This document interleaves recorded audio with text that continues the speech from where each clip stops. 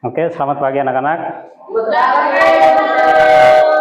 Bagaimana kabar hari ini? Sehat, Pak Guru. Oke, luar biasa. Sebelum kita memulai kegiatan belajar kita, saya minta satu orang untuk membawa kita dalam doa. Siapa? Oke, mantap.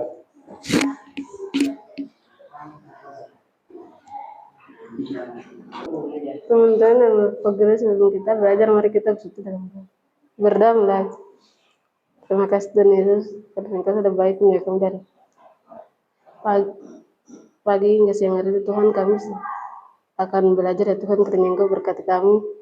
Engkau berkati Bapak Guru yang sebentar mengajar kami, berikan dia hikmat kepintaran bagi dia ya Tuhan. Tuhan, Engkau yang memberkati kami yang akan belajar. Tuhan, Engkau berikan kami hikmat kepintaran bagi kami, agar pelajaran yang sebentar diberikan oleh Bapak Guru kami dapat mengerti kembali ya Tuhan. Terima kasih Tuhan Yesus, inilah doa kami. Haleluya, amin. Amin. Terima kasih, silakan duduk. Oke anak-anak, sebelum kita mulai belajar kita, Bapak Guru cek kehadiran ya.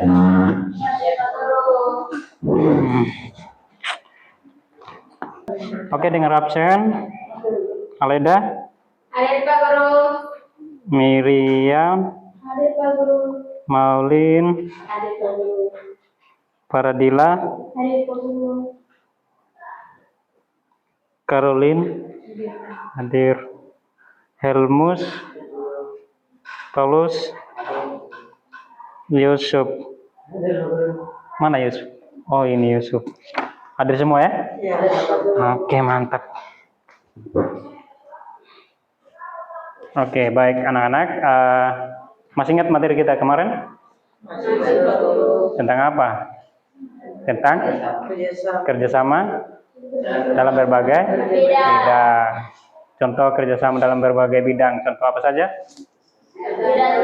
Sosial politik, terus bidang ekonomi, pertahanan dan keamanan, terus bidang antar umat. Oke, mantap. Hari ini kita belajar tentang keberagaman dalam masyarakat Indonesia. Ya anak-anak, siapa yang tahu itu apa keberagaman? Beragam. Kata dasarnya adalah beragam. Bermacam-macam. Oke, betul sekali. Beragam artinya bermacam-macam. Nah, di sini berbicara tentang beraneka-ragaman dalam masyarakat Indonesia. Kalau berbicara dengan Indonesia berarti untuk seluruh negara Indonesia. Berarti bermacam-macam dalam negara Indonesia. Contoh apa saja? Keberagaman suku, keberagaman bahasa, keberagaman adat istiadat. Nah, itu yang disebut dengan keberagaman. Apa sih penyebab dari keberagaman tersebut? Nah, di sini ada beberapa faktor penyebab keberagaman di Indonesia. Nah, yang pertama adalah letak strategis wilayah Indonesia. Siapa yang tahu letak negara Indonesia? Indonesia itu terletak di berapa benua? Dua benua, yaitu benua. Oke, terus di dua samudra. Samudra? Oke, betul sekali. Kenapa letak strategis Indonesia ini bisa menyebabkan keberagaman? Nah, di sini karena letak strategis ini yang di antara dua benua dan dua samudra. Nah, di sini titik temu antara orang-orang yang misalnya pedagang dan nelayan, mereka bertemu di situ bisa mempengaruhi budaya dan bahasa dengan masuknya orang-orang dari luar. Nah, disitulah yang bisa menyebabkan keberagaman Indonesia. Misalnya budaya Barat, ketika ada turis atau orang Barat yang datang ke negara kita, nah di situ mereka pasti datang dengan budaya mereka. Nah, ketika mereka datang ke Indonesia, mereka akan mempengaruhi budaya kita. Nah, seperti pakaian mereka, memakai baju yang misalnya baju satu tali gitu. Nah, jadi dengan adanya orang-orang dari luar, nah disitulah mempengaruhi budaya-budaya yang ada di Indonesia. Nah, disitulah ketika bangsa Indonesia meniru dan mencoba mengikut dengan tren-tren itu, disitulah yang bisa mempengaruhi keberagaman. Nah, disitulah tercipta berbagai macam nanti yang ditiru-tiru gitu budayanya. Nah, terus yang kedua, kondisi wilayah kepulauan. Faktor yang kedua adalah kondisi wilayah kepulauan. Nah, kalian tahu ada berapa pulau wilayah Indonesia?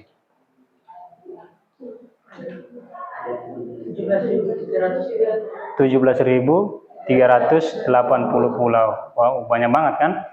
Nah, terus bayangkan dari pulau 17.000 itu, maka juga salah satu faktor yang bisa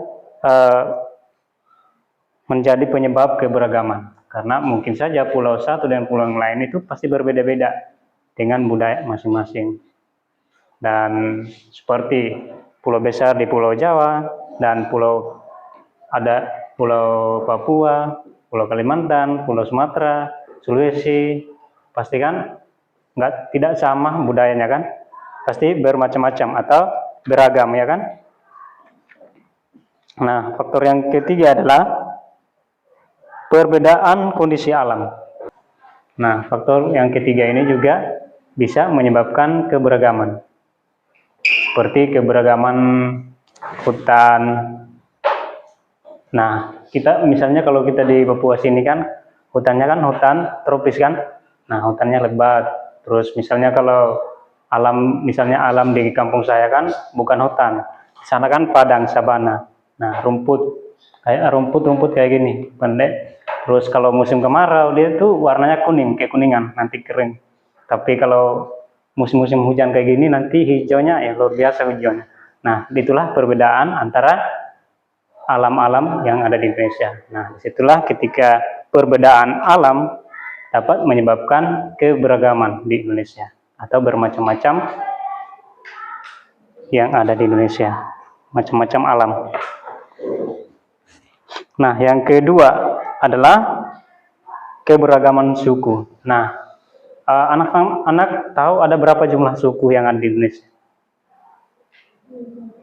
Nah, di situ ada kurang lebih, yang artinya bisa lebih dari 1.300 suku. Bayangkan, 1.300 suku. Itu bisa lebih dari itu. Nah, disitulah dari suku-suku tersebut berbeda-beda. Berbeda misalnya suku Dani, misalnya suku Dani. Di sini kan pasti pakaian adatnya beda dengan suku Bugis. Nah, suku Dani di sini pasti juga bahasanya beda dengan suku Jawa. Nah, suku Dani di sini juga pasti beda dengan makanan khas yang ada di suku Dani dengan di suku Sunda. Nah, disitulah dari suku, berbagai macam suku yang terdapat di Indonesia ini yang 1.300 suku atau lebih dari itu yang bisa menyebabkan keberagaman bermacam-macam gitu. Nah, yang ketiga adalah keberagaman agama dan kepercayaan. Nah, anak-anak salah satu juga penyebab keberagaman adalah agama. Indonesia itu terdiri dari 6 agama resmi, yaitu agama yang pertama adalah agama Islam, yang kedua adalah agama Kristen Protestan, yang ketiga adalah agama Kristen Katolik, yang keempat adalah agama Hindu, kelima ada agama Buddha, yang keenam ada agama Konghucu. Nah, di situ lebih dari satu agama. Nah, di situ juga terdapat keberagaman. Nah, selain dari agama resmi ini juga ada kepercayaan-kepercayaan yang ada di wilayah-wilayah tertentu di seluruh wilayah Indonesia. Misalnya di Pulau saya di Sumba ada agama kepercayaan. Misalnya itu agama percaya terhadap roh nenek moyang. Ya, salah satunya adalah agama saya, agama kepercayaan terhadap Tuhan Yang Maha Esa itu Marapu. Nah, di situ juga adalah salah satu agama yang bisa menyebabkan keberagaman kita sebagai bangsa Indonesia. Nah, tapi kalau di bagian kami sana banyak yang masih kepercayaan gitu. Kan sekarang lagi diusahakan untuk membuat undang-undang supaya menjadi agama resmi. Untuk di sana di Sumba sudah diakui sebagai agama yang ketujuh. Tapi mungkin seluruh Indonesia belum diumumkan kali. Kalau kami di sana sudah ada yang namanya agama itu, di sekolah juga sudah diajari agama kayak gitu. Sudah ada guru sendirinya yang ajar. Nah, itulah salah satu penyebab keberagaman. Yang keempat adalah keberagaman ras. Nah, di Indonesia ini terdiri dari berbagai macam ras, yaitu misalnya ada ras Mongoloid, ras Caucasoid, ras Australoid. Nah, kalau yang Caucasoid ini adalah misalnya orang-orang Cina mereka. Nah, kalau yang Mongoloid misalnya orang-orang Indonesia bagian barat. Nah, terus yang Australoid itu misalnya kita yang bagian timur, yang agak dikit kiri, ada postur tubuhnya agak pendek, ya ada matanya agak menyala. Nah, itulah kita yang bagian timur. Terus kalau yang bagian barat, mereka itu agak sipit mata mereka, terus agak kulit mereka agak bening. Nah, itulah yang disebut Mongoloid. Nah, salah satu penyebab keberagaman juga adalah ras. Nah, bagaimana cara untuk bisa tetap mempertahankan keberagaman yang ada dalam kehidupan bangsa Indonesia? Nah, pertama adalah dengan cara kita harus mempunyai sikap yang toleransi, menghargai perbedaan. Nah, di situ juga.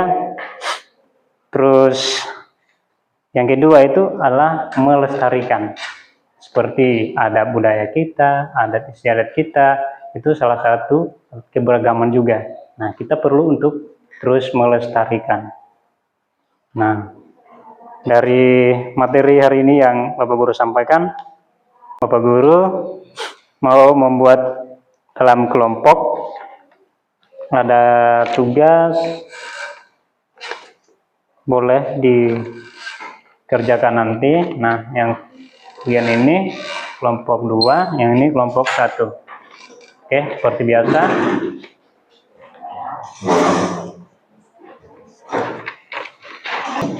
Oke, anak-anak, di sini ada 5 soal. Yang soal-soal ini terdiri dari materi yang kita bahas tadi, yaitu keberagaman bangsa Indonesia. Nah, di sini nanti anak-anak boleh dikerjakan. Nah, hasilnya boleh dipresentasikan ya. Oke. Boleh dikerjakan ya. Tanya kalau ada tugas atau soal-soal yang sulit, boleh ditanyakan. Bapak Guru kasih waktu 10 menit. Oke, mulai sekarang boleh dikerjakan.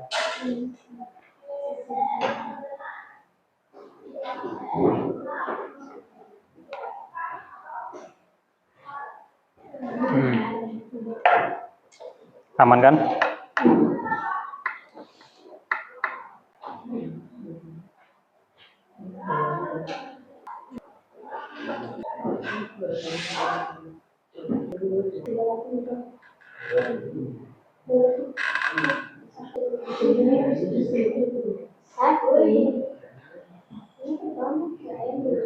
Untuk mengakhiri kegiatan kita, saya minta satu orang untuk membawa kita dalam doa. Yang kau berikan buat kami, sehingga kami bisa kembali berkumpul di kelas dan krisis kami. Oke anak-anak, materi kita sudah selesai, boleh pulang ke rumah masing-masing. Selamat siang.